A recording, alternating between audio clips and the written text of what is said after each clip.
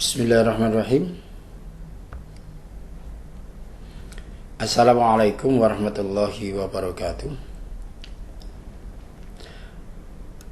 Para siswa sekalian, baiklah mari kita mulai untuk pembelajaran berikutnya. Setelah kita bahas tentang struktur sel, maka kita akan bahas tentang bioproses atau yang terjadi di dalam sel, sesuatu yang terjadi di dalam sel. Yang pertama adalah mekanisme transport melewati membran sel, kemudian ada sintesa protein dan reproduksi sel. Jadi maksud dari bioproses adalah suatu proses yang terjadi di dalam sel yang dapat melestarikan keberadaan sel itu sendiri. Baiklah, kita mulai untuk mekanisme transport. Ya. Jadi mekanisme transport sel maksudnya adalah masuknya gula atau oksigen atau material lain atau partikel lain yang diperlukan sel dan membuang zat sisa metabolisme dari dalam sel. Itulah maksud dari mekanisme transport. Jadi keluar masuknya zat dari dalam sel. Kemudian pembahasan kita tentang mekanisme transport, yang pertama tentang membran plasma yang sudah kita bahas di organel sel. Kemudian yang kedua adalah transport sel itu sendiri. Jadi transport sel nanti ada transport pasif, ada transport aktif. Ada transport pasif meliputi difusi dipermudah dan osmosis. Kemudian transport aktif meliputi pompa ion, kotransport, endositosis dan eksositosis. Baik, kita mulai di membran plasma. Jadi struktur membran plasma ini pernah kita bahas di struktur sel, organel sel.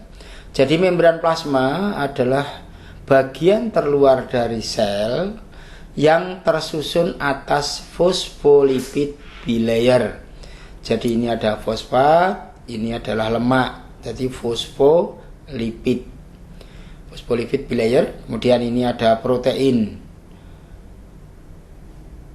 periferal, ada protein integral. Kemudian penggambaran seperti ini biasanya gambarkan dari rangkaian karbohidrat. Karena ini karbohidrat dengan lipid, maka namanya glikolipid. Ini karbohidrat dengan protein, namanya glikoprotein. Nah ini karbohidrat, ini protein, maka namanya glikoprotein. Yang ada ininya, yang ada rangkaian seperti ini biasanya adalah sebelah luar. Jadi sana adalah permukaan sebelah luar, ini adalah permukaan di dalam sel. Ini secara 3 dimensinya seperti ini. Nah, gitu. Ini mengenai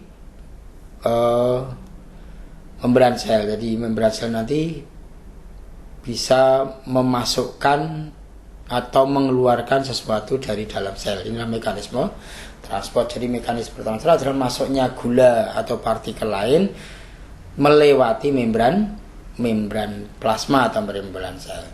Itu tentang membran plasma. Kemudian transport sel. Kita lihat transport sel. Ya. Transport sel merupakan sistem transportasi sel yang dilakukan oleh membran. Jadi membran yang kita bahas tadi tanpa membutuhkan. Ini pasifnya dulu ya. Jadi mekanisme transport pasif adalah tanpa membutuhkan energi. Jadi keluar masuknya sel cairan atau partikel itu dari dan keluar sel, dari dalam sel keluar atau dari luar ke dalam itu tanpa membutuhkan energi. Itu namanya transport pasif. Nah, mengapa terjadi seperti ini? Karena terjadinya perbedaan konsentrasi zat yang ada di dalam sel dengan zat itu yang berada di luar sel. Nah, konsentrasi zat itu ada 3 macam. Ada hipotonis. Jika zat pelarut, ya pelarut ini biasanya cairan ya, air lebih banyak dari terlarut. Isotonis, suatu keadaan jika pelarutnya sama dengan zat terlarut. Kemudian hipertonis jika cairannya, pelarutnya itu lebih sedikit dari yang terlarut. Kemudian mekanisme pasif, transfer pasif ada 3. Yang pertama difusi, yang kemudian kedua difusi dipermudah atau terfasilitasi, dan yang ketiga adalah osmosis.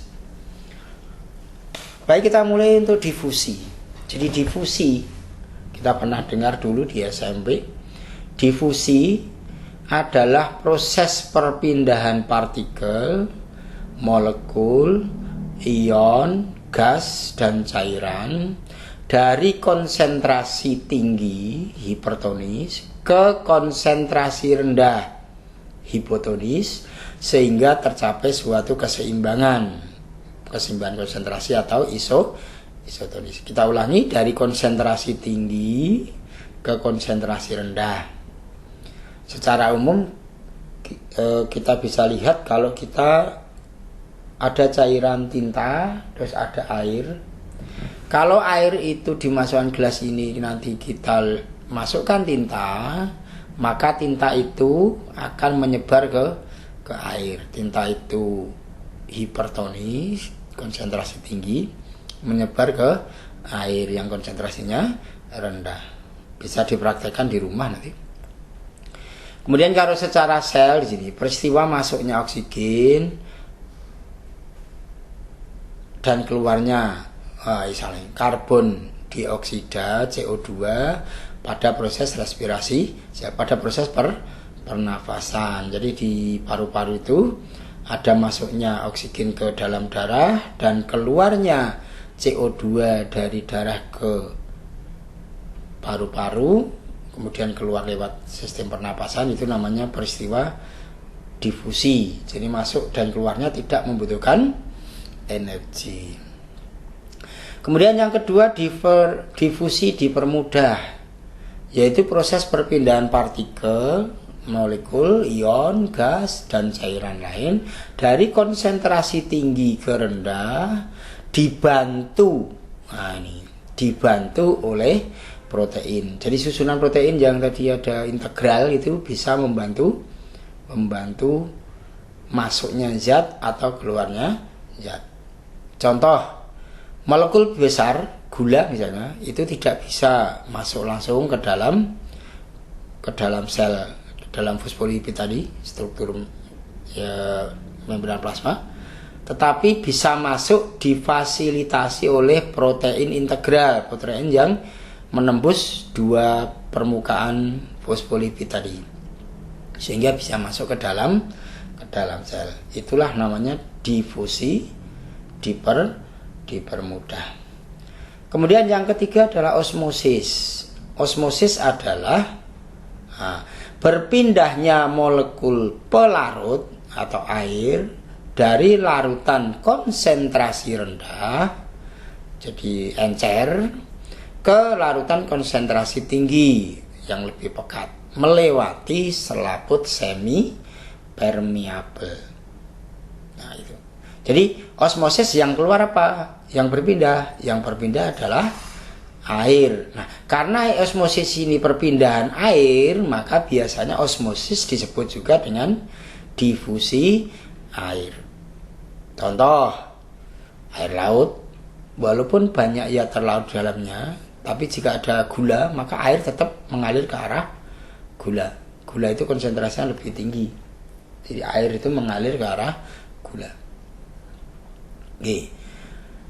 Kemudian suatu larutan memiliki potensial osmosis dan tekanan osmosis dalam larutan. Tekanan osmosis adalah tekanan yang diperlukan untuk menahan pergerakan pelarut melalui membran semi permeable. Jadi tidak keluar lagi, itu namanya tekanan osmosis. Nah, berkenaan dengan osmosis ini ada yang perlu diperhatikan. Yang pertama, pada sel hewan, suatu sel yang tidak punya dinding sel, contohnya ini adalah darah. Ini darah ya, darah dalam kondisi isotonik, kemudian dalam kondisi hipertonis, ada kondisi hipotonis. Kita lihat, jika sel hewan dimasukkan ke larutan hipertonik, jadi ada ini dimasukkan ke larutan hipertonik ini, maka air yang ada di dalam sel ini akan keluar. Kalau ini keluar gimana? Maka terjadi proses selnya mengerut. Nah, kondisi sel mengerut karena airnya keluar ini disebut dengan krenasi. Yang kedua, jika ini sel darah ini dimasukkan ke larutan hipotonis, maka air akan masuk ke dalam sel. Jadi air yang di luar hipotonik itu mengalir ke dalam. Kalau air ini mengalir ke dalam, maka ini lama-lama menjadi sangat besar. Setelah sangat besar, karena membran tidak punya dinding, maka dia pecah. Lah, akhirnya pecahnya karena masuknya air terus ini disebut dengan lisis. Jadi ada krenasi kalau darah dimasukkan ke larutan hipertonik, ada hemolisis kalau ini sel darah ini dimasukkan ke cairan hipotonik. Sedang pada sel tumbuhan beda, karena sel tumbuhan memiliki dinding, maka jika ada sel tumbuhan ini dimasukkan ke dalam larutan hipertonis, maka cairan ini akan keluar. Nah, keluar. Cairan yang ada di dalam sel akan keluar, tetapi dia punya dinding. Maka membran yang ada di dalam ini lepas dari dinding lah. Membran yang lepas dari dinding itu namanya plasmolisis. Cairannya keluar, membrannya lepas dari dinding, namanya plasmolisis. Kemudian sel ini jika dimasukkan ke larutan hipertonik ini, maka air yang ada di luar akan masuk.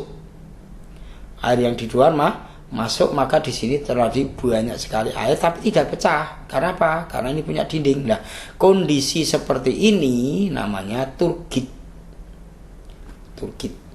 Jadi dia mengalami pecah. Mengapa? Karena tumbuhan itu memiliki dinding sel dari selulosa. Nah, kondisi seperti ini, tekanan osmotik sangat tinggi ini disebut dengan turgid. Nah, ini biasanya ada di pagi hari. Jadi kalau pagi hari Anda melihat tanaman biasanya lebih seger. Tapi nanti kalau siang hari karena airnya keluar, maka dia akan kelihatan tidak seger. Kemudian yang kedua, transport aktif. Jadi transport aktif, kalau pasif tadi tidak membutuhkan energi, sementara transport aktif adalah sistem transportasi sel yang melalui membran membutuhkan energi.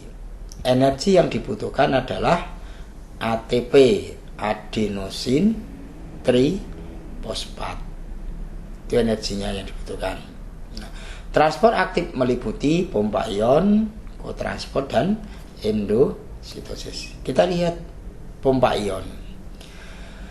Jadi pompa ion adalah transport ion melalui membran dengan cara melakukan pertukaran ion dari dalam sel dengan ion yang ada di luar sel. Contoh pompa ion hanya satu di dalam buku-buku Anda, nanti kalau Anda baca, ada pompa ion natrium dan kalium pada sel hewan. Sel hewan memiliki konsentrasi K plus yang tinggi dan Na plus yang rendah di dalam dibanding lingkungannya. Jadi di dalamnya ini lebih tinggi, kemudian di luarnya lebih rendah untuk ion K-nya. Maka membran sel nanti akan memompa ion Na keluar dan ion K yang ada di luar ke dalam. Jadi Na ini dipompa melewati protein integral keluar. Nah, K ini yang dari luar ini nanti akan masuk. Nah, itu pompa ion. Jadi Na-nya keluar, K-nya masuk. Itu namanya pompa ion. Kemudian yang kedua adalah co-transport. Contohnya juga satu, Mas. Nah, Mbak. Jadi contohnya juga satu. Transport aktif dari zat tertentu yang dapat menyebabkan transport zat yang lain. Jadi co-transport ini, transport suatu zat ini akan menginisiasi, akan menyebabkan transport zat yang lain. Contoh pompa ion adalah ion H+ keluar sel menyebabkan sukrosa masuk. Sukrosa itu gula ya. Masuk. Jadi ion H+ ini terpengaruh oleh ATP yang ada, maka ion ini keluar. Keluarnya ion H+ ini diikuti oleh masuknya gula sukrosa ke dalam sel. Itu disebut dengan kotransport. Jadi contohnya cuma satu. Pompa ion contohnya juga satu. Pompa ion natrium kalium, Na keluar, K-nya masuk. Kalau yang ini hanya keluar, sukrosanya masuk. Kemudian yang ketiga, endositosis, eksositosis. Endo itu masuk, sitosis ke dalam sel, ke dalam sitoplasma. Ekso itu keluar dari sitoplasma. Itu secara kata-katanya begitu.